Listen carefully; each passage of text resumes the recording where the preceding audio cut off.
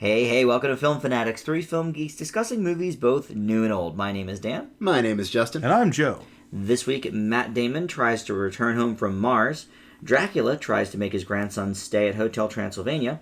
Emily Blunt tries to get the answer from the people she's working for in Sicario. And as Bobby Fischer, Tobey Maguire tries to beat the Russians at chess. We'll also review in our home media moment Little Boy. Horror Month continues with Justin's old classic pick, Nightbreed. And for our Oscar A to Z, a later Bogart film, The Barefoot Contessa. First up, though, let's start with The Martian. Just less than $1 million shy of the record-setting Gravity opening weekend for October. Ooh, really close. Yeah, close and similarly themed movies. Interesting. But did not quite make the cut. Let's hear about The Martian, Joe. Well, I'll tell you about The Martian. It's a science fiction film, though I would say it's a hard sci-fi film, directed by Ridley Scott, of such films as, Alien and other things like The Counselor. So he's on different ends of the spectrum, you have to admit. And the primary star is Matt Damon. The film was based on apparently this novel by Andy Weir from 2011, also called The Martian. Damon stars as an astronaut who is incorrectly presumed dead and left behind on Mars, and who then fights to survive by growing potatoes and various other trials he has to suffer. It then follows partially the efforts of the team that he was with, who were sent back to bring him back. The film stars a supporting cast of Chastain, Jessica, Kirsten Wiig, Jeff Daniels, Michael Pena, Kate Mara, Sean Bean, and Chiwetel Ejiofor. Ooh, good job. I waited till the end because I thought that might get messed up. Now, I have to say right off the bat, that's an all-star cast. So you'd hope that the story and the film itself will be enough to hold together. And I think it really does. This movie was one that I was expecting to be good, but I don't know if I was expecting it to be mind-blowing because the story is very simple. But sometimes that works. And if you have something structured around it to really bring meat to your story, it can work. And I think that the key to that, though, is having a likable character. And I think Matt Damon plays an excellent character here, one that we can all relate to. And I think one thing that also could have sabotaged this film but didn't was interjecting it with a lot of humor, which I think brought a lot more levity to things and kind of brought it down to earth, or Mars, I guess, in this case. Sorry, but I really think that the writing that character and having him be likable and be the center of most of the movie, really, because it's about 80% him. Surprisingly, I actually thought it was going to be more balanced with the other cast members, but it's primarily Damon's show. And on top of that, his performance is great, which almost doesn't need to be said. But he really surprised me. Great role from him as well. And I think that the other cast members are up to snuff. Whenever they focused on the other aspects, I was not bored. I was interested, and I thought there was a lot of cool science here. From what I heard, it was fairly accurate. I thought visually it was great. I loved the way it was shot. I love the Mars landscapes, and I thought the production values are great. I love the costumes, the particularly astronaut gear. I thought it all looked very authentic. Had a lot of good tension and suspense, but a lot of good drama as well.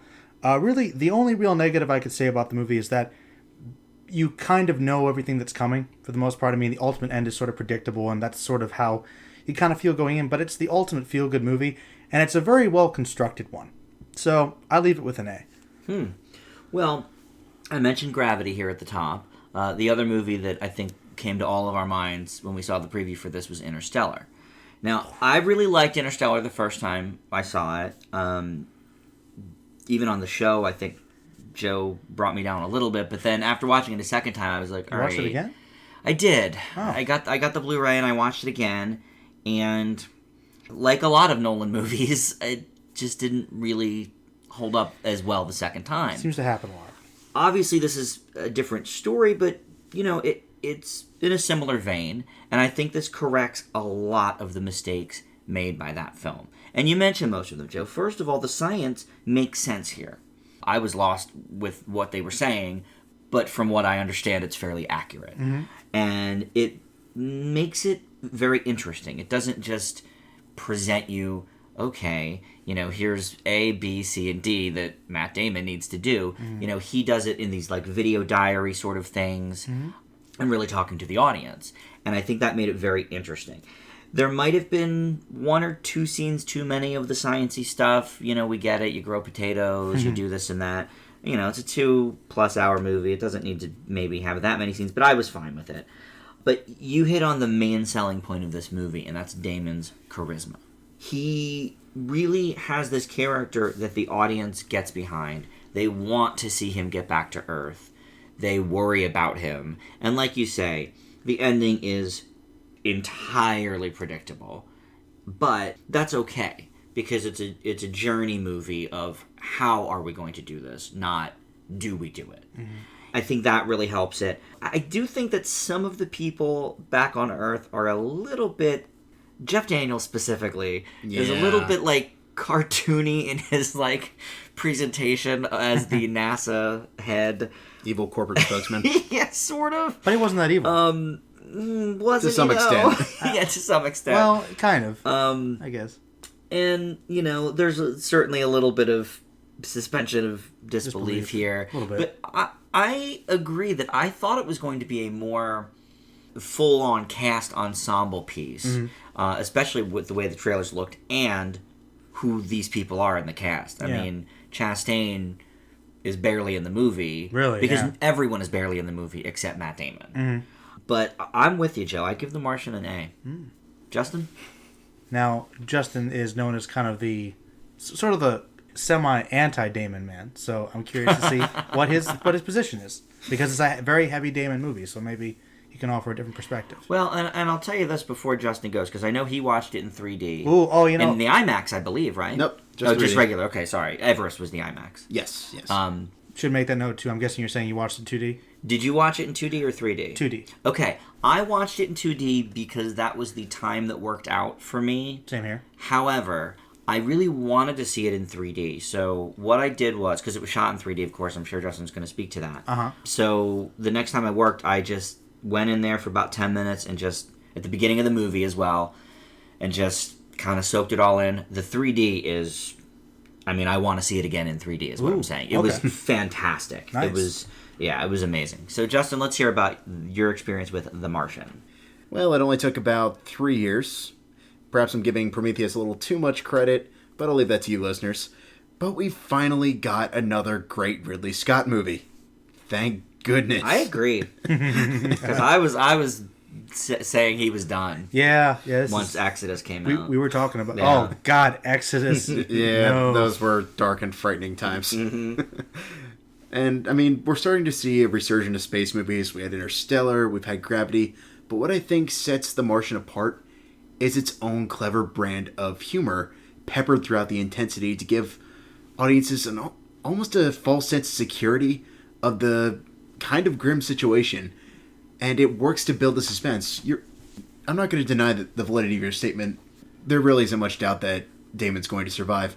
But the fact that we'll have these goofy moments and then something really dark and heavy happens, it catches you off guard. Mm-hmm. And I really did like that. Unfortunately, there's not much that can be said about the length. It can really be felt, but it's every bit as smart as it is fun.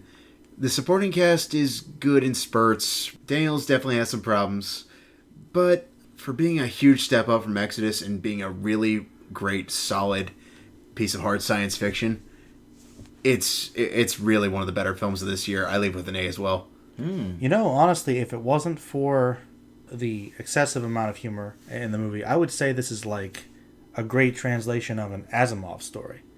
Probably. All you need is a random alien and maybe a little more suspense with some monster somewhere. It felt the way I pictured an Asimov story would be, honestly. And I like that. And it's kind of interesting that it's hard to translate his work onto film because it's really heavy sci-fi, but I think this is kind of the way you go about doing it. Kind of simplify it enough so the audience could handle it, but also trust the fact that it is science you can believe. And I don't know, just the look of it seemed very, that kind of retro, semi-realistic sci-fi, but with that grand scale. I liked that a lot. Hard sci-fi is a really tough balance to find because it's one thing to be smart, but you also have to make it believable to the viewer, have it make sense, have the pieces fit together accordingly. And I feel like that's what the movie does well for the most part. I think there are a couple times where it almost feels like we're watching a Matt Damon infomercial. And I'm okay with that because he's kind of funny in that regard, but whether or not it's one too many is debatable. I think maybe a little. Just a smidge. Yeah, cut maybe one out. One bit. Yeah. But to speak to your Asimov point, I have to confess, I have the only real Asimov story I've read in its entirety is iRobot. No, it's the go-to. Which is the go-to. So I feel like I'm at least deserving of an opinion. Just that I'm a Foundation guy, and that's something that's never one that ever be on screen. and the main reason for that is Asimov goes so hard that he's not necessarily about story; he's about the science, structure, and the science, which doesn't always make for the most compelling adaptations, but makes them incredibly influential. It's true, and I feel like we could see it adapted, but it would have to be drastically altered. Maybe not Will Smith altered, but I think that there's a way to make it a little more accessible and keep it fun while still having that spirit of the hard science. And I don't know, for some reason this movie kind of gave me hope for that. Well, that makes sense. I mean, I know nothing of Asimov's work. I know of it, but I understand that it's very deep and very dense, and I do think that the science of this movie was in a way accessible, because even though a lot of it, I think, will go over people's heads, it certainly went over mine, it's explained in a way that Neil deGrasse Tyson explains things. It's very scientific, and it's very accurate, and it's very heavy, but it's accessible. And I think this movie succeeds in that regard. And Interstellar really didn't, which maybe is why I gave it such a high grade the first time, because I didn't really stop to think about it. I just sort of blankly accepted, okay, well, if this is what Chris Nolan's telling me, then I guess it must be true. I guess I believe it. Chastain's really, selling it there. Whereas here, I don't know. It's the way it's written is more, I think, entertaining. Oh, you know what? I'll say another thing that's my friend Alex, who occasionally listens to our podcast, might appreciate this, because he has an issue with Scott because a lot of Scott's films seem to be emulating the Nolan style of everything colorless. And you have this grand epic Interstellar where everything's gray, which just isn't that interesting. Right. And then you have The Martian, which is on Mars, and it looks beautiful. It looks beautiful. And it has color. It actually has something interesting to look at. Which really is where the 3D complements it. I bet. But I mean, what really surprised me is almost in a sort of way of Gravity, it's in sort of making use of space. Like, some of the best stuff that they did with 3D was right up in the space station with Chastain and her crew later on. Well, it's interesting. Being able to watch it in 2D and then watch the first 10 minutes in 3D, a lot of times when you see something in 2D, you can tell, oh, okay, this is where this would, come out at you. But there's a scene early on, really the scene where they have to end up leaving him on Mars with the big storm and everything, that I wouldn't have thought would have necessarily been made that much better in 3D. But I mean, it acts as like, the debris acts as like a film over top of the movie in that regard. It looked amazing. I thought the Everest 3D was pretty good for the post-conversion, but having it shot in 3D just makes all the difference in the world. I'm telling you, that's probably half the reason it was so good, is because it was designed for that, which is... Yeah, and we'll talk about that again next week with The Walk, which was shot in 3D. Okay, well, that is... Was Pan shot in 3D as well?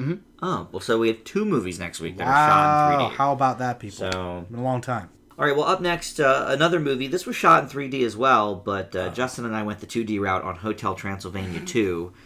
Joe bypassed it completely. So, you never even saw the first one, so... Nope.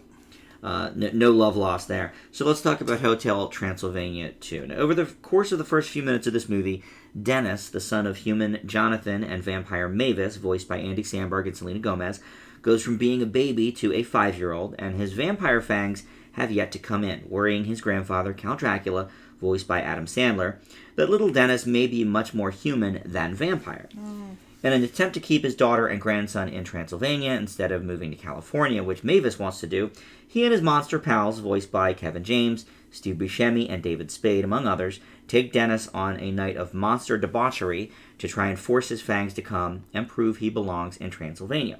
Mel Brooks, Megan Mullally, Nick Offerman, and Keegan-Michael Key all have supporting roles. Now, if by the plot it sounds like this movie won't appeal to anyone over single digits, I think you might be actually surprised. Oh. Joe, you might be surprised to hear that. Oh, wow, okay. The first Hotel Transylvania was exactly what you would expect from a cartoon starring Adam Sandler and Andy Samberg. But truth be told, because of its themes of prejudice, child rearing, and to some extent bullying, Hotel 2 has a much more interesting tone to it than the first. Which is what makes it one of the more frustrating films of the year to grade. Oh. Because when it starts out, the pace is so frantic and the jokes so stupid that my eyes barely had time to get back in place when it was time to roll them again. But then the themes start picking up, the jokes slow down a little bit, some are actually pretty funny, though a surprising amount will go over kids' heads completely. It's a lot of, and not like adult-themed as in like dirty, but like, for example, they go to this camp where they went as young monsters, and instead of all the young monster things that they used to do and enjoy in their day, you know, everyone's singing songs and being happy, and instead of going to chase bats, they put bats on a little tee, like T-ball. You know, like, kids won't get why that's funny, but that's like an adult type of joke. Gotcha. And I actually got a little bit choked up at the end. So it's very frustrating, this movie, but I do leave it with a B-. Oh, wow. Justin? I wonder what Justin's going to say. The first one I gave a straight C. So this is a significant improvement for me. I would say I almost gave it a B if it, you know, it wasn't so frustrating. Sometimes that does happen. It's rare. Yeah. But sometimes it happens. I definitely think it's better than the first. Justin? Adam Sandler's strange when it comes to family films. It's still the same obnoxious stick that we're known to seeing, but for some strange reason, I'm willing to put it up with it a bit more than, say, the likes of That's My Boy. It's very much more of the same on par with the original, though where the first one got a chuckle or two out of me in the long run, this one barely got a smirk. But I agree with you, Dan. I think this story's a little more interesting this time around, particularly in regards to prejudice, even though it's very sanitized, but it's a family film, so Yeah. can't expect too much out of that, despite the strange, really action-heavy climax where they decide to Yeah, it was weird. to basically throw in an antagonist for more or less no reason. Single digits will definitely love it. Everyone else will be able to tolerate it, but I can't guarantee much more than that. I leave it with a C-. What'd you give the first one? Same. Oh, I think this is definitely better than the first one. But I do agree. It's funny you say that, because I agree that it's not as funny as the first one. Definitely not. I do think the jokes hit more in the first, but I think this is certainly a better film because of what it is.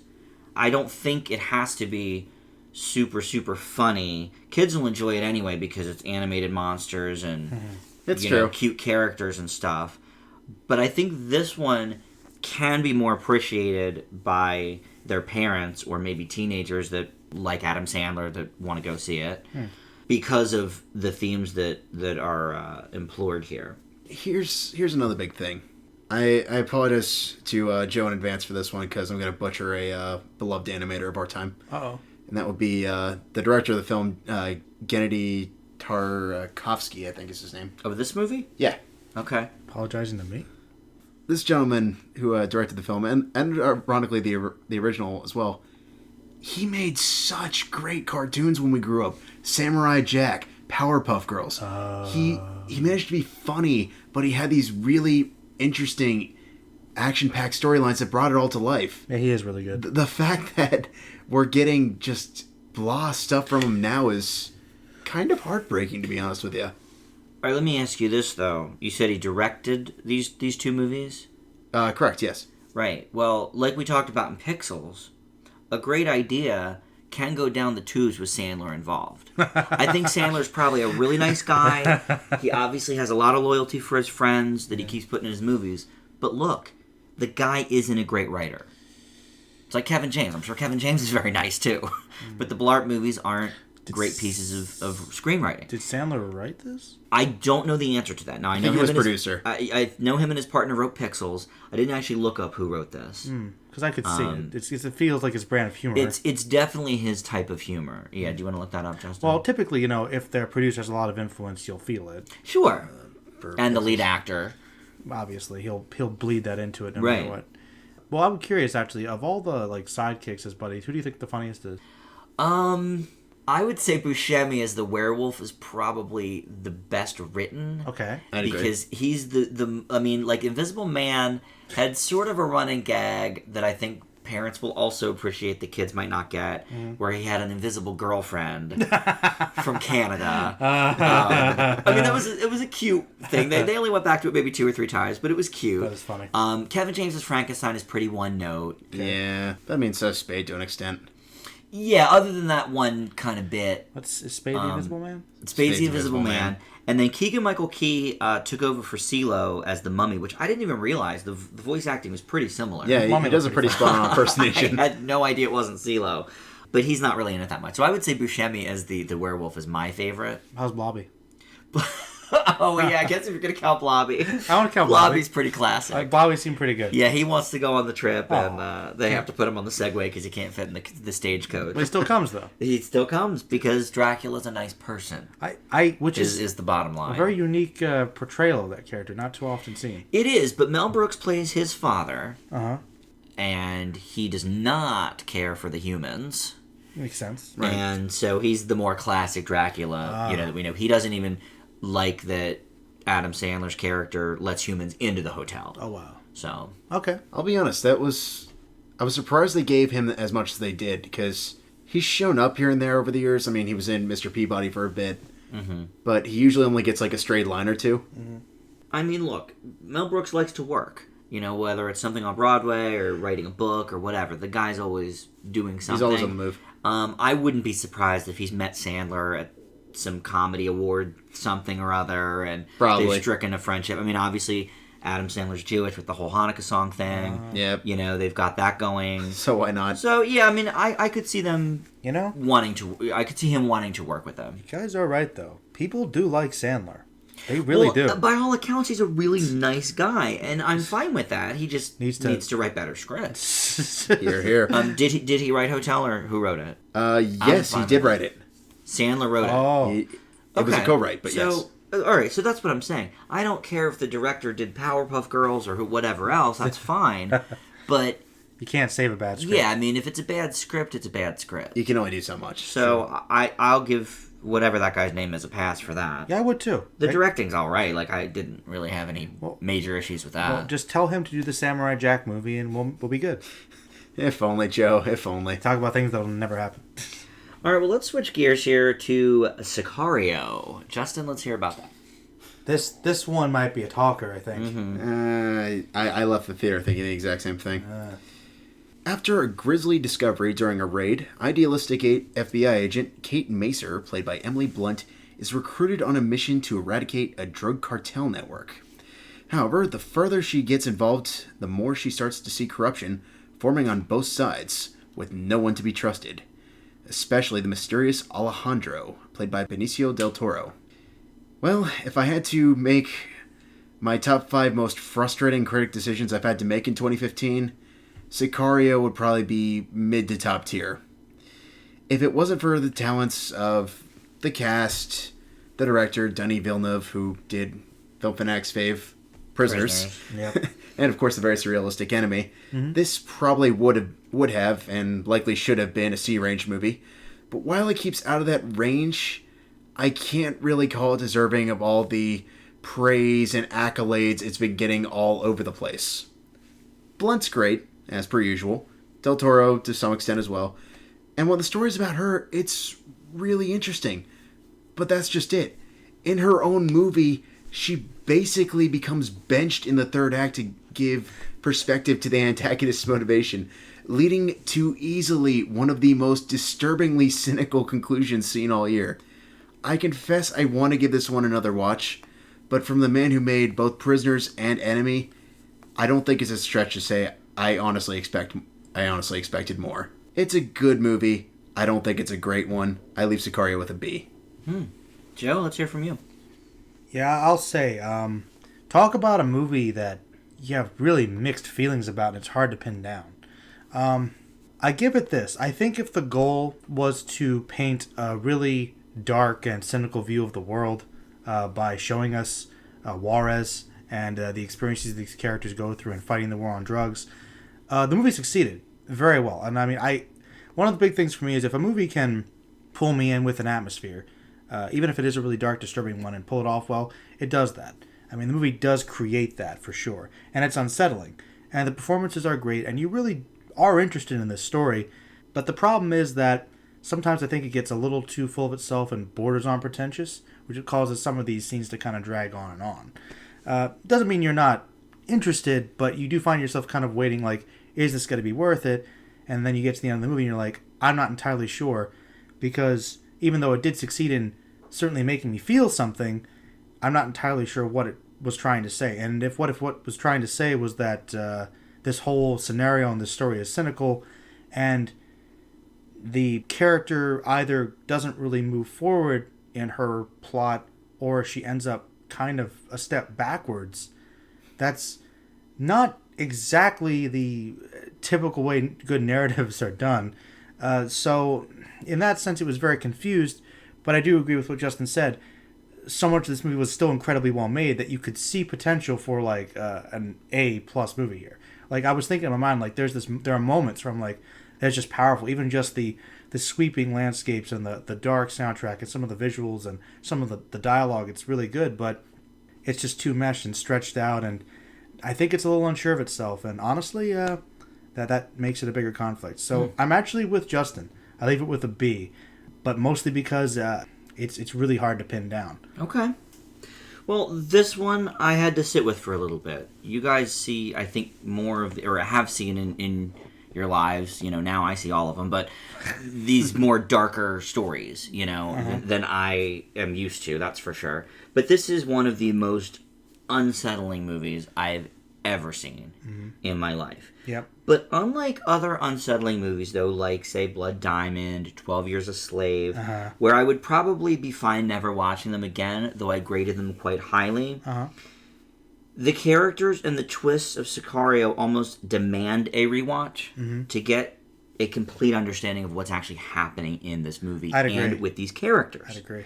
The performances are outstanding. Justin, I don't even think you mentioned Josh Brolin in your good performances list. Oh. His gum-chewing He plays like one of the most despicable characters this ever. is one of the best Brolin performances I have seen. Blunt is fine, as always. He's never disappointed me. And I know this is not the kind of movie that will probably get nominated for anything, but the clincher here is Del Toro. Actually, yeah. Oh my God. He gives such a powerhouse performance, veering from the silent and subtle guy at the beginning to this mysterious, violent man about halfway through, and then by the end just completely off the rails.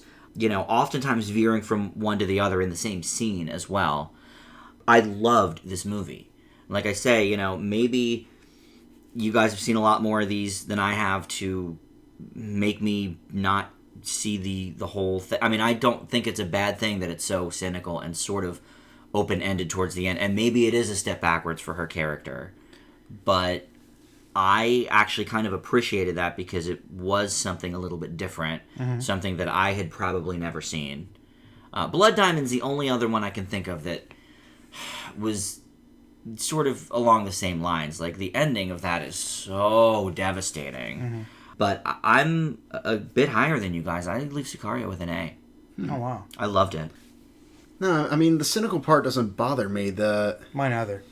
No, but you both mentioned it as sort of a negative. It is a cynical climax. I think we can all agree about that. It is. It's the super strange. Blunt is the main character, and then she's not the main character. Honestly, that kind of bugs me. I'll say there was a shift. Yes, I'll say good with Justin on there. I think that was my biggest issue with it. Really, I like dark movies. I've seen movies darker than this and more cynical than this. Believe it or not, you're right. I have. I mean, I like Lynch. His movies aren't too happy, generally. But no, I agree. I think that's what bothered me, is that it was her story, and then she's sort of relegated to the side. I agree. And then literally it's not, and she's shoved aside, and then they could bring it back, and I'm like, make up your mind. I feel like the hitman was, even though ironically it's called Hitman, so. There you go. Yeah, but 2/3 of the movie's not even really about him directly. That's half, maybe. Let's say. It pulls a Once Upon a Time in the West. It really is one character's story, but we don't find out it's his until the last 30 minutes. I think a rewatch would help. I mean, I actually kind of wanted to grade it higher, but I just felt like there was something missing. All right, well, here's my take on that. Go on.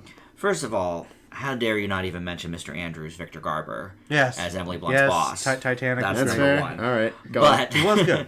but Oh, and actually, who is the young man that played her partner? I don't think I've seen him. I don't know. He was a new face to me. But I liked it. He He did a good job as plays well. the best Like character in the movie, literally. Probably. Literally, Probably like is, rational, sane, decent person. But here's what I was going to say about that. Speaking of the Mr. Andrews character, he's not called Mr. Andrews in this movie. That's the same in Titanic. Anyway, he plays Emily Blunt's boss, and yeah, the first few scenes, are kind of with the two of them, her partner that you mentioned, Joe. But as she goes more into this, originally it was her case and her bust and everything. It shifts gears, more to Brolin and Del Toro's characters, and Blunt is sort of unsure of her place. And you're right, in the movie that is what happens to her. She sort of gets shoved into the background as the movie goes on, but that's how her character actually went. It's not like her character was still the main one really involved with this case. No, but we're going through the entire storyline through her perspective, and then when it shifts randomly for no reason, I'll give you the final climax with Del Toro's fantastic. It's probably the best scene in the whole movie. Oh, yeah. But I mean, it still feels like a tonal narrative whiplash where I don't entirely know how to feel about it. I'm sorry. But let me say this. Guess what? At the end of the movie, neither does her character. So it's still, your feelings about the movie are still from her perspective. To some extent. Right? That's sort of true. But I mean, they kind of give us a little more with Del Toro's character. do. And Yeah. it makes I agree. and it makes me feel like all this stuff happened in the movie, which was interesting. And admittedly, much like Chastain, I feel like we didn't really learn anything. Which I just feel like Chastain Martian or Chastain Interstellar? That was going to be my next question. Right? she learned to double check her readings to make That's sure that true. Damon's alive. That's true. Which will never go in space again. I know they won't. But if they do, they would. Now here, I just feel like, I mean, I get it. Believe me, I get what the movie's trying to do. I'm just not entirely sure it did it as well as it could have. Okay. Justin, finish your point, because I kind of cut you off there. And alongside that, the real big thing that frustrated me is I found the movie insanely predictable. Really, Blunt, you didn't think that there was corruption on both sides and that there might be an ulterior motive? Well, to be fair, she Seriously? is painted as being this naive, and she's not like a detective. She's just a She SWAT doesn't work person. on But those she types does- of cases. But she does figure out that she's Well, Justin, getting involved at one point with a corrupt cop. Well- basically on the turn of just simply a small motif. oh yeah, well, no, you are correct actually. But then again, if you were in that situation, you'd probably pick up on it. I'll tell you what. I'll tell you one thing that actually really bugged me. One of the most interesting parts of the movie was this cop character that they keep cutting to and his daily routine. Yeah. I liked it, but I felt like it was a short film, and they were trying to connect it, but. It basically turns into a wrong place, wrong time story. The guy, which is fine, he's a plot point, but I'm like, once again, To be honest, I did kind of forget about that. That wasn't great. that was, but I liked that. I thought if they could have tied tied if they could have tied in the but- two perspectives, Yeah, but that's true. It was kind of just, it felt like a hip. I'll give you that. It honestly felt like a really bad episode of The Wire, where it's like, oh, we're trying to show it from the criminal side. You know what? But That was what it reminded me of, was The Wire. And like I said, had they given that gentleman more time, I was interested in that character. I thought it was a great. This is what I'm talking about. This is a great theme to explore where the line ends, because I won't spoil anything, but basically you have two different perspectives. You've got Sicario and you've got Blunt, and you've got this guy who could be kind of a nice segue, and he just is ultimately serves as a plot point where I it's agree like, they could have used him more. I really like, come on guys, Yeah. give us a little more of that, because I see what you're trying to do, but just. Well, and there you go. I've never seen The Wire, so I have nothing in that regard to compare it to. Well, Okay, that's now fair. to be So- fair though, Justin, The Wire is like 5 seasons of television where you can do a lot more. it is, but I mean, every single episode contains this like sort I of see what he's saying, though. standalone, like telling it from both No, angles. and I think that's what they're going for. And I don't mind a little ambiguity. Like I said, I think the atmosphere was powerful, but could they have just given us like a little more detail at certain points just to kind of flesh out the message? Because it just felt like, okay, cynicism, that's great, but I've seen that done before. What are you Right. bringing to the table with that? Anything else? Even if you're being cynical and dark about it, give us a little more. I mean, basically, the movie just states that the war on drugs is pointless, and the only way we're going to solve it is to be corrupt, which may be true, but I'm surprised that so many audiences felt good about the movie. I'm not sure Well, I the can't say I good felt would good be about it. would be the word. I mean, certainly impressed with Blunt, which I think is more than warranted, but whether or not... Impressed with Blunt? She always does an outstanding job, so there's nothing to be impressed by. That's her. Well, I mean, that's like, her typical for me. In terms of being considered as a potential Oscar contender. Yeah, I don't think she'll get it. I don't think this is the kind of movie. I mean, yeah, Blood Diamond and 12 Years both did, but I don't know. Blue Velvet. So what do I know? Strong female character. True. They love that. Well, Streep's got Suffragette coming out, so Yeah. no dice. All right. Let's move on to Pawn Sacrifice, and that's going to be with Joe. Oh, yeah. Pawn Sacrifice, a biological thriller directed by Edward Zwick and written Biological? I thought the same thing. Biographical. I didn't know what was wrong with that, but my ear perked up. I'm like, what is biological? Right? I'll admit, that would be really cool. A biological thriller would be like a Drama Strain or something. Damn. Do you like the Drama Strain? You've seen it, right? No, I've never seen the Drama Strain. Ooh, I should run that sometime. From the top. Pawn Sacrifice is a biographical thriller film directed by Edward Zwick and written by Stephen Knight. The film stars Tobey Maguire as Bobby Fischer, pretty much the most famous chess player in history, and Lee Schreiber as his rival, Boris Spassky. American Grandmaster Bobby Fischer finds himself caught between two superpowers when he challenges the Soviet Union and its greatest player, Boris, for the 1972 World Chess Championship, basically leading up to it over a series of years. While under the pressure to achieve victory, though, his ego goes out of control and his mind begins to deteriorate, basically following the story of Bobby Fischer. Well, I've always been interested in this guy, and I think that chess is a fascinating game, and I think that these are fascinating people, and it certainly captures the time pretty well. I think there's some good performances here. Unfortunately, once again, I feel like I come away from this biopic not really feeling like I knew the man, and feeling like there was a lot of ground that could have been covered that wasn't. And that kind of made it frustrating for me because I was interested in the story, but I felt the length of this movie and I thought it was a bit pandering at times, particularly showing his insanity. And I also think that Schreiber and Maguire give good performances, but I don't think we see anything mind-blowing here. I think it's kind of just running the motions. Decent film, but I was expecting a lot more. I leave it with a B-. I actually wasn't expecting a whole lot from this movie just because... I don't know. Tobey Maguire hasn't blown me away in a while. Well, he shows up like every 3 years. I know. So. Yeah, he was good in Gatsby. I'll give you that. You're right.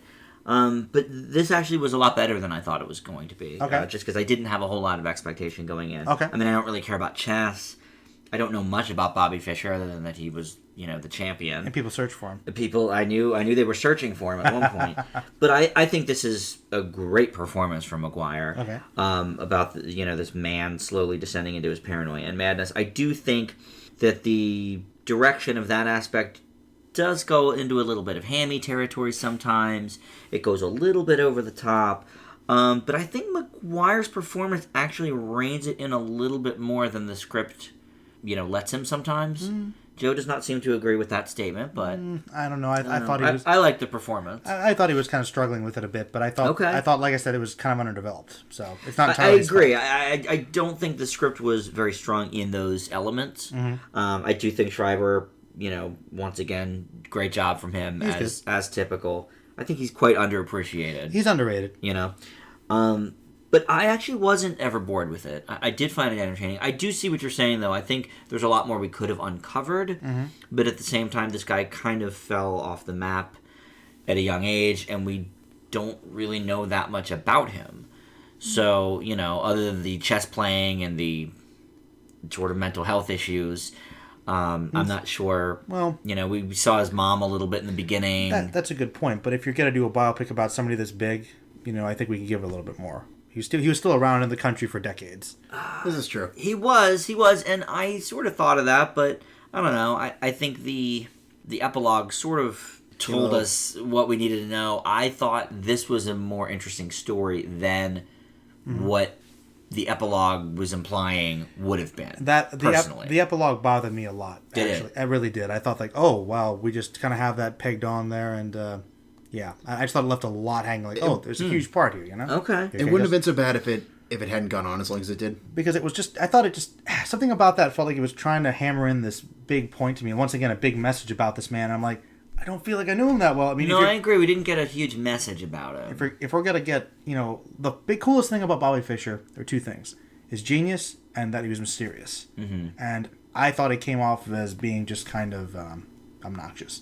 which did make him that likable to me. But then again, this is the most I know about Bobby Fischer now. Well, and I will say this. I didn't really necessarily feel the length of the movie, but I would say that it doesn't get interesting until Fisher grows up and becomes Jerry Maguire. Tobey Maguire. God, what is the biological Tobey Maguire? There we go.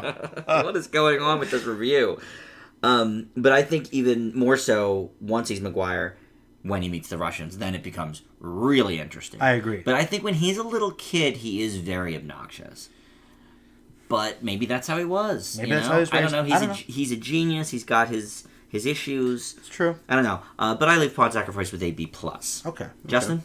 All right. So while Fisher's likely not the first child celebrity to become a casualty of over media exposure, he's probably one of the most foreshadowing cases of what's to come. Maguire's truly dedicated to the character, but the film tries to go all over the place in its handling, making major time jumps, sometimes well done, other times kind of pretentious, and trying to cover a bit too much of an already mysterious, paranoid character. I'll give you the fact that Maguire does a very good job. Schreiber, when he shows up, does a pretty solid performance as well. I wish he had more to do. Yeah, he was just kind of there. And I have very mixed feelings about the epilogue just because I understand that what happened afterwards is sort of slow descent into paranoid insanity, if we want to call it that, is kind of up in the air. But if that's the case, find more material to talk about in that regard. It's just a good film that I don't entirely know if we truly needed, or if we did, they should have done more of their homework.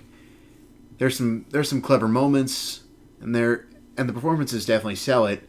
It's just I feel like it should have been a little bit more. I live with a B. I just sort of thought maybe there is not a lot of information about that period in his life. I mean, that's what I sort of took away from the epilogue.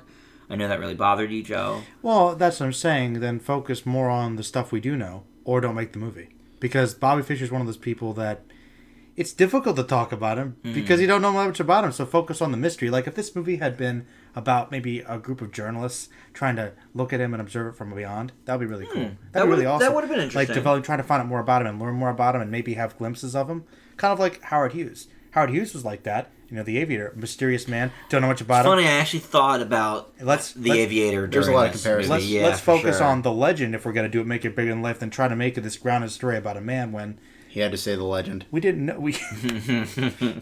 Yeah, he was gone for like 50 years, and you know much of that was kept in the shadows, and he just was the legend.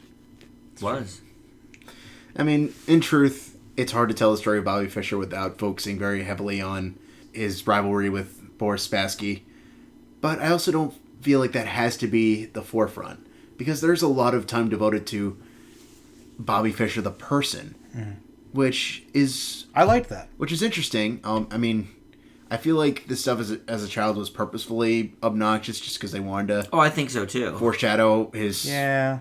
And it was. His paranoia later on in life, but I feel like it's strange because... The child actor doesn't have a firm grasp on it, but Tobey Maguire does, and I'm not quite sure. Not quite sure how that happened. Yeah, he was all right. I found those scenes were sort of at the beginning of the movie. I was like, okay, well, like I said, I wasn't necessarily looking forward to this anyway. So during those scenes, I was like, okay, you know, what is this going to be the whole movie? Like, when does Toby show up here? Yeah, I will admit, where's Spidey? I was wondering where Spidey was going to show up. I'll be honest though, they paced that better than I thought they would. Yeah. Yeah, they didn't linger too long on those scenes, which I liked. They had like a scene or two with him as a teenager, and then it's Toby. Yeah. The photographer spying on them plot mechanic was strange, just to say the least. I got where they were going from. I'm glad they addressed it early on. Mm-hmm. It just still felt a little bit like, oh, clever writer trying to be smart. Well, early days of, that kind of paparazzi stuff. Mm-hmm. Yeah. It made sense to me. All right, well, up next is our home media moment, and that is Little Boy. This is a World War II drama film focusing on a growth-challenged young boy named Pepper, played by Jacob Salvati, whose best friend, his father, enlists in the army. Shortly after Daddy leaves, Pepper hears a famous Bible verse about being able to move a mountain if you have even the smallest amount of faith. And then a magic show Pepper attends adds even more credence to this verse. The magician makes him believe he can actually move a soda bottle on faith alone. Now, this is enough for Pepper to attempt to end the war and bring his father back home on that faith. The great Tom Wilkinson stars as the family's priest who hears this and tries to instill good values in Pepper regardless of his father's return, including befriending a bullied elderly Japanese man in the town named Hashimoto, played by Kari Hiroyuki Tagawa. Good job. Thank you. There. I suppose Little Boy is considered somewhat of a religious film because of the whole Bible verse thing.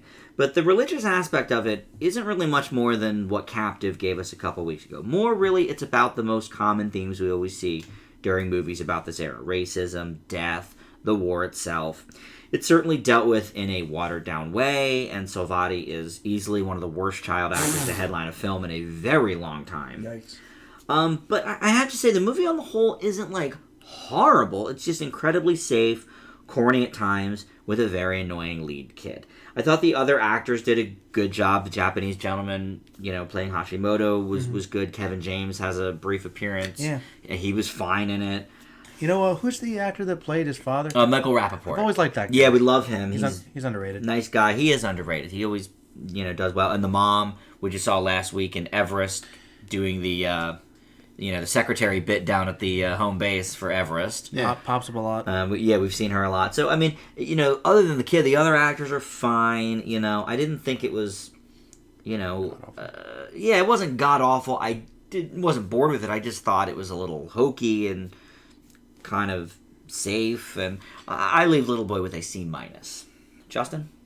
Well, speaking of roles, we're back to the three holes, of which, as discussed with Dan and I in terms of what it would take for a Christian movie to win with me, that entails a legitimate story, legitimate actors, and not so much of an agenda, but actually hitting the material home. You just gotta come up with a new name. The three holes. I can't. Every time you say I stole that it. lovingly from Unbreakable, but anywho. I like the Unbreakable reference. You can keep it. Three holes. Go ahead. Well, but unlike most of the fairly irritating Christian films that we have to choke down seasonally, Little Boy's heart is at least somewhat in the right place, but its execution is appalling with annoying characters, pointlessly racist subplots that go nowhere.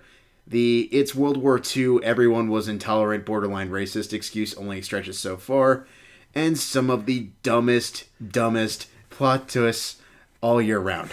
Hands down, I don't know any other movie that could come out this year that's going to top it. My apologies to The Longest Ride and Me and Earl and the Dying Girl. It's pathetic. There's some hate. There's some true hate. To be Longest Ride was fine. Longest. You didn't say If it wasn't for the ridiculously dying stupid Alda. Oh, dying yeah. Alda followed by a cowboy ridiculously movie. stupid Yeah. plot twist, but Yeah, the cowboy movie with Clint Eastwood's son and the girl from Tomorrowland. yes. sounds great. Just by that alone. And there was a parts of this movie that I honestly was sort of on board with, curious to see what it was going with in terms of, okay, trying to not live in this world of hatred, which is great, except we have to force these random racist subplots down our throat anyways, because yay, racism. But this movie is just a mess. I leave with a D-. What about Wilkinson? Why not an F? Why not an F? That His is heart's a- not- Because that was bio, man. That was a lot of That Bob. was- Yeah. I'm just curious. It's a good question. What was the saving grace? No pun intended. Almost totally intense. It wasn't, actually. Like I said, I feel like the general idea of this movie is good. It's sort of the same reason I couldn't give God's Not Dead an F. I like the idea. It's the execution that I can't stand. But I feel like from an apples to apples comparison of those two movies, your three hole rule works a lot better for this one. It does. I'm not saying that makes it a better movie. It's your rule, but Except if we're also taking into account the other main concept of how I review movies, 50% narrative, 40% stylistic, and 10% personal enjoyment. Stylistically, it's got a couple clever tricks. It's not anything special, but it's not bad. Narratively, it's a complete disaster. so where do the three holes fit into that? Okay. Narratively, Narrative. personal enjoyment. Okay. Well, going back to the three holes, till we can think of a better word. It has actors. So I feel like that would contribute. Every movie has actors, to be fair. You gotta legitimate clarify that. actors, not just Okay. like, okay, Bob. Clarify. Bob Every goes to movie Mass has and- actors. Kevin Sorbo's an actor. Kevin Sorbo's an actor. No one else in the movie is, and that's. But this one actually did have, for the most part, legitimate actors. It's funny when you say legitimate actor. That just off the record here, because everyone's still a legitimate. They're you say anybody that like is like on a play somewhere. Sometimes Okay. they're really good at it, and then use they just show an into a movie. adjective like good actor. Yeah, how about established? There we go. Because I mean, Okay, like that's I mean, better. I can see somebody at like the popcorn theater at Harrisburg that's good, and they just never been in a movie Yeah, before. It's not yeah. like. I mean, I'm sorry. With the case of Pure Flicks, I feel like it's, oh, look, Bobby goes to Mass every Sunday. We should give him a movie role. But nobody's legitimate until they start doing good stuff and get it. Okay. You know what I mean? Okay, Just can you rephrase that? I can work with established. There's a pretty healthy majority of them that have been in movies. I believe the Japanese actor was in Mr. Holmes. Did a much better job there. Yeah. But I can forgive it for that. Actual competent filmmaking, sort of. Okay. I feel like in some spots it works, other times it doesn't. Then it comes into play with the whole push and agenda. Which this barely does. Not Which as it bad. does We've seen a and lot it worse. doesn't. But Compared then to God's Not Dead, though. compared to God's Not Dead, no. I mean, that was How- your example. God However- will kill you if you don't believe in him. Where the movie might as well be called God Hates Atheists. But Basically. the way it's handling that agenda to an extent is appalling. Like In Little Boy? in Little Boy, yes. Okay, why is it so appalling? Like, okay, belief ends the war, but is associated with main character due to horrible circumstance and related to historical context that just feels ridiculously random and out of place. And then they try to play it up like, oh, it's this horrible thing for literally 2 minutes and then never spoken about again. Well, then I agree it's not a great movie. the storytelling think- seems like the biggest hole Yeah. that was not filled. But I just feel like percentage wise, it should be higher than a D minus. Then just based upon what I've heard. There's still also the critical portion of it, which it just fails almost across the board. Okay. Okay. Well, Joe, what did you think of it? I think you guys are kind of both right. I mean, the movie is incredibly hokey and silly, and it definitely has problems. But I thought the performances were pretty good, and I thought that it was trying to provide some good messages. And I think, in that sense, that the heart of the movie, like you said, was definitely in the right place. I think it's pushing its agenda, but I've definitely seen a lot worse. I'm with you, Dan. I leave with a C minus. I was expecting it to be a lot worse. Yeah, and I'm certainly not saying it's a good movie, but I don't know. Do you not think that Japanese people were being racist against during World War II, Justin? I'm not denying the fact that there's prejudice, but the whole point of the movie a big portion of this movie is devoted to let's get rid of the hatred, and then they don't. There's this whole like Well, quasi arc, they and haven't then gotten rid of hatred though. I mean, like, even though they kind of play with it a little bit, if you're gonna do that, at least play with like the whole idea that okay, maybe somebody got something out of this. Instead, it's Well, the like, kid certainly did.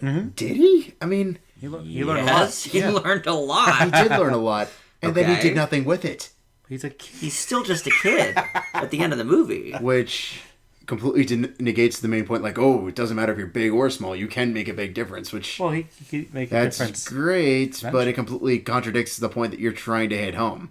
I disagree. I think he now grows up with those values and is a changed person and will change world. other people with his niceness and with his values. That's sort of More hopeful. the tentpole of religion. But like I said, he does nothing with it, which negates in this the film, you're right. You're right, he doesn't because he's still 8 or whatever when the movie's over. I'm saying in the grand scheme of things, of course he grew and learned from it. All right, well, let's move on here. There's no real news to talk about this week that's anything exciting, which is fine because obviously many of these movies we've talked to ad nauseum. So let's move into our old classic, which is Nightbreed. We continue with the Halloween Horror Month, and this was Justin's pick.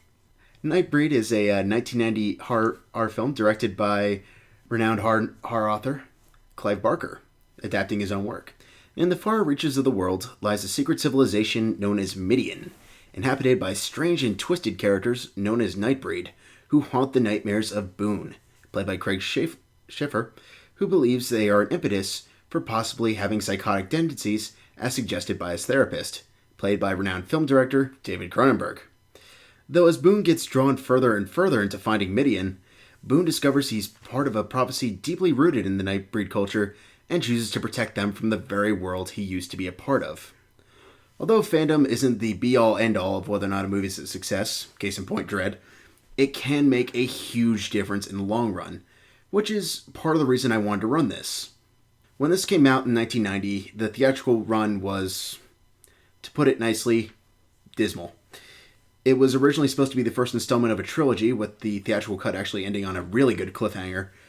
But the marketing wasn't great, the reviews were not friendly, and it just sort of went downhill. I know Barker was definitely not a big fan of it. However, 1 or 2 years back, a group of filmmakers found a work print of the original film and cobbled together an extended cut of the film running about 2.5 hours, and from that, with the help of Barker himself, eventually whittled it down to the version that we watched for the show.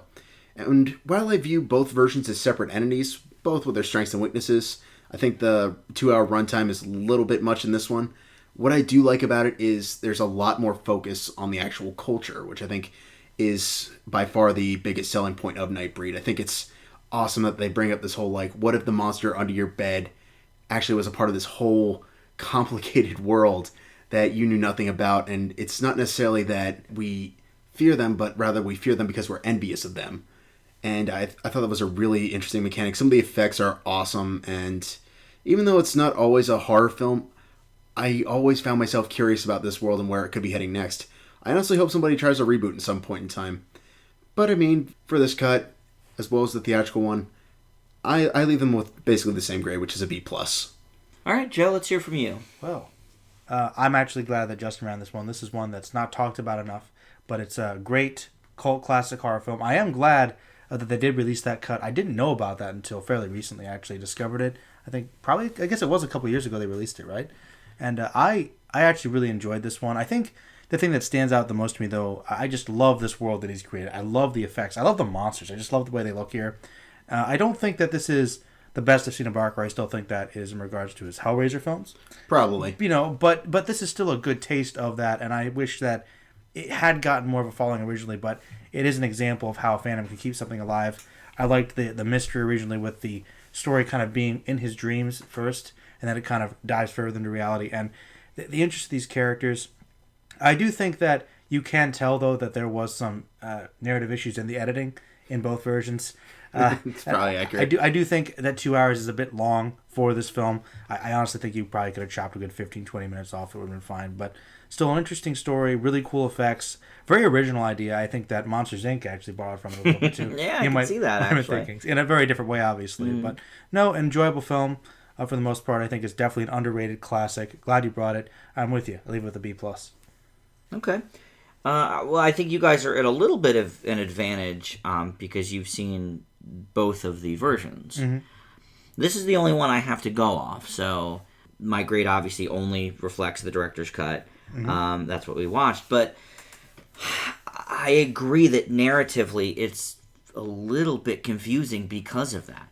I think that the story behind what happened, and Barker getting mad about the original release, I mean, that's fascinating, behind the scenes kind of stuff. Mm-hmm. But you can really tell that something was a bit off with the director's version, and I'm sure the original version, same thing. But when you have both of them together, you can probably piece together a little bit more. That's fair. Of the world. But I do like the main story. I love the world. I do think it's very interesting. The sets and the makeup are decent for the time. Probably the budget that they were working with.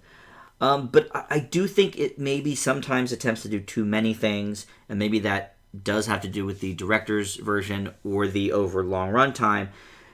But it is, it's as much of a horror as it is like a mystery, a thriller, at some points, gun-toting action movie. I think, I think the acting's okay from the two leads. Least notably, though, the male Scheffler.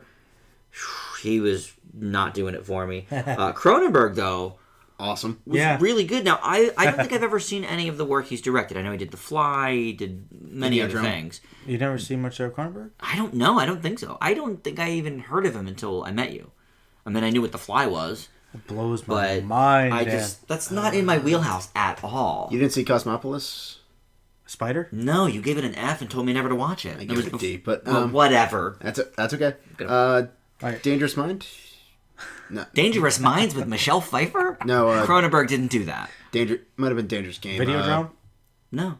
I never knew what that was until I met you. Keira You never heard of Knightley, Ray Videodrome? Fiennes. This is like you never heard of Romeo and Michelle before you met me. I mean, we're from two different worlds of film here, Dan, which is what makes us work, Joe.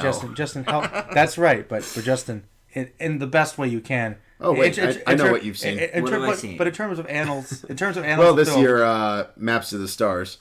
Cronenberg. Which I did not care for at all. I think I gave that a D. He was better when he did body horror. I don't care when he was. Yeah, I didn't care for Maps of the Stars. You're right. But I'm just saying, Justin. To be fair though, in terms of annals of film history, Romeo and Michelle and Videodrome, which one's got a little more? Depends on who you're talking to. A little more reputation. Okay. Oh wait, I got it. Dangerous Method.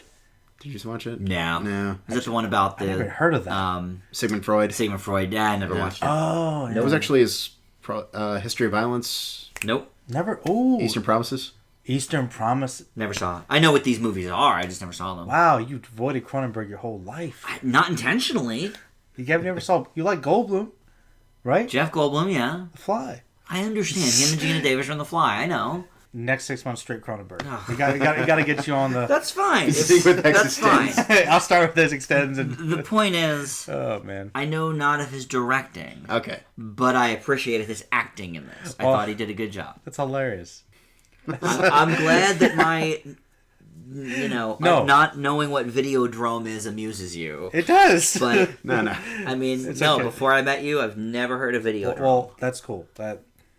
It doesn't sound cool. No. I give Nightbreed Director's Cut a B-. Is the point. Okay. I can. I'll stop there. That's fine. No, I agree with you, Dan. Cronenberg does a great job in this. There's a reason he was in my top 5 serial killers. No, he's a great performance from him, honestly, and he doesn't. I think this is the only thing I've ever seen him. Yeah, I think it's like the only one that he actually a lot of people know about. Let me ask you though. Go on. If he had directed it, do you think it would have worked better? I think it would have been a very different movie, but to be honest, I'm not entirely sure. And I think because it's trying to be so many things, that's why when it came out, they weren't entirely sure how to market it. Yeah, that makes sense. There's a lot going on. I gotta ask, did either of you look at the original posters for Nightbreed? Actually, I think I saw it on the wiki page because I wanted to see the actor's name. They look like a bad 90s sitcom. Yeah, it was an odd poster. At least the one I saw. To be fair, this would be difficult to market. It would be because it's so many things, but I also like it for that reason because it's really hard to make a comparison to. No, it's a very unique film. So what was changed, though, from that theatrical cut? Because I know they added 20 minutes, but they also changed another 20 minutes. Well... So what's different? The main difference is, like I said, there's a bigger emphasis on the actual culture. And... You get a sense of the world more. Basically. You get a sense of the world. Well, I like the world. I'd say the director's cut makes it feel more like a standalone story. The theatrical cut makes you... It definitely feels like it's setting itself up for a sequel. Right. Because I thought they were going to get a trilogy. So they might not have filled in as many gaps in the first one. Okay. And they leave you with that big hook at the end, which is significantly different. Which is awesome, but unfortunately did not work for this one. Yeah. Well, maybe they'll get to continue at some point down the line. If it gets... Hey, with these days now, with fan funding, you never know. Well, it's on Netflix streaming. People will find it. Yeah. Absolutely. All right, we're going to close with our Oscar A to Z, and that's the Barefoot Contessa. It's a 1954 film nominated for Original Screenplay, and then it won Supporting Actor for Edmund O'Brien. Joe's going to tell us about the Barefoot Contessa. Barefoot Contessa basically stars Humphrey Bogart as this gentleman who is only the writer and director of his film, but he has been sought out to find this young actress in Spain and bring her up as the Barefoot Contessa, just as a new Hollywood star, at the advice of his overbearing producer, and basically following her journey as she grows into the stardom and is followed on by many different men as the story progresses. And Ava Gardner plays the woman. And she's fantastic. Yeah. Absolutely. I think... yeah, she is. One thing that definitely can stand out for this film to me is I do like the particular aspect of the story it shows. I love the commentary on Hollywood itself. I think we saw a couple films that have done that in the Oscars, and it's always fun when it does that. And the performances are outstanding here. And that's actually where the positives end for me. I feel bad about saying this because this is like a classic that I was looking forward to seeing for a long time. But I found myself thinking that it was incredibly tedious through a lot of this movie. I thought a lot of segments were honestly pandering and not that enjoyable. And there's this incessant monologue that was honestly filled with a lot of pointless dialogue. Don't get me wrong. Some of the dialogue was good, but they literally said the same thing 3 times. One does not simply question Bogey, Joe. Yes, I know. I'm questioning Bogey. This is sacrilege. I know. We already questioned Bogey on African Queen, so that ship sailed in the A's. And to speak, I forgot about that. And see, though I enjoyed African Queen more than this. I would agree. So, I think it's well shot. I do think there's some good direction here. But I'll be honest, I found a lot of it kind of tedious. And when Bogey leaves, the story becomes far less interesting. Maybe it's because of his charisma. I'll be honest, I did not enjoy it this much. I'm leaving it with the C. Yeah. I mean, you're going to hear a lot of echoing here. I think Ava Gardner shines throughout this whole film. Oh, she's I think fantastic. She's great the whole time. But you're right. Whenever Bogey leaves, my interest in the movie dropped dramatically. The stuff with Maria's career and romance just are not as engaging as at the beginning with Bogey, and the interplay between the two, and there was some snappy dialogue there. Bogey has some funny one-liners and such, but the career storyline of this movie adds really nothing to what we've seen. Just even in the short time we've been doing the Oscar A to Z, The Bad and the Beautiful is a recent example. I thought they did a better job, actually. They did, and Joseph Mankiewicz, the director of this, also directed All About Eve, which is, far superior. Very good movie. And those narrations, the voiceovers, just seemed very lazy instead of just writing more interesting characters, I felt. So I'm pretty much with you. This is the lowest I've given in the B's so far. It's a C+ for me. Justin? Bogey can do quite a bit on the cinematic Oscar front, but can he carry a movie? Yes and no. I'd love to call this movie bold for tackling the industry in the way that it does, though incredibly soapy, most notably during the second act. But when we're comparing it to things like The Bad and the Beautiful, which is fantastic, or All About Eve, which is tackling it in contrast of the theater industry, and then we get this, which is a slightly better version of a soap opera, it's just kind of underwhelming, particularly with the amount of talent they had with Bogey and Ava Gardner. And when the film decides to shift focus away from Humphrey Bogart, it just sort of drags aimlessly, trying to create this love triangle that I understand why it's there, because we have to get to the climax, we have to get back to the start of the movie in some way, shape, or form. But it's done in the most monotonous, tedious, drier than dry way imaginable. And then we're back to Bogey, and it tries to pick up a little bit, but it can only save it so much. I'm actually with Dan on this one. I think it's probably the first major disappointment of the B's. I leave it with a C+. I think the Bobby Soxer you probably gave a C+ as well. You didn't care for that. I did. However, focus, though. I feel it did have focus to some extent, but with the amount of talent this movie had and the amount of promise it had going for it, this should have been like a B+, A- minimum. I guess. I mean, hey, that one had Shirley Temple, though. Teenage Shirley Temple. Uh-oh. She's fine. Go on. Okay, Teenage Shirley Temple. Does that mean, not everybody stinks as a teenager? I don't understand what you're talking about. It speaks to the point that we made when we actually reviewed that one. When the inevitable cute kid that has been being the cute kid for about 10 years stops being cute. Hey. Then you can focus on her good acting, which I thought that movie had. I actually liked the few older... I'll be honest, I thought her acting was average. I know you did.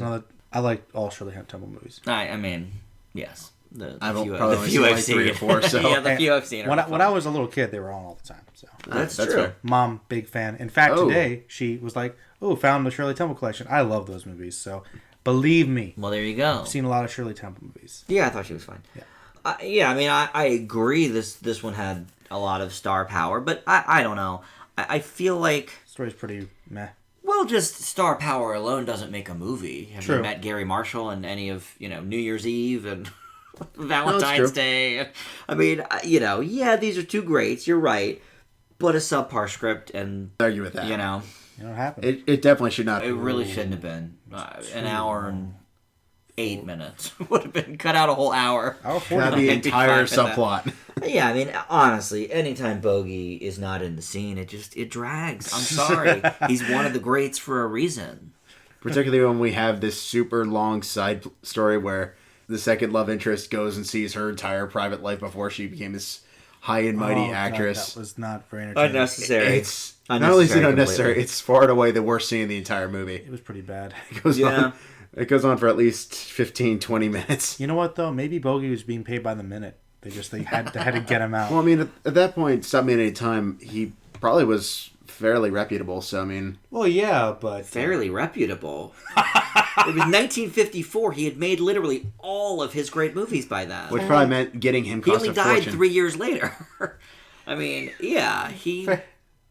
I would say... I want to say fairly reputable because I'd say he had an okay rap. He was okay. On the streets, I want to say fairly reputable because I wasn't actually sure when this movie came out. Which is why when we realized, oh, this is actually in color. No, I mean... Whoa. It's true.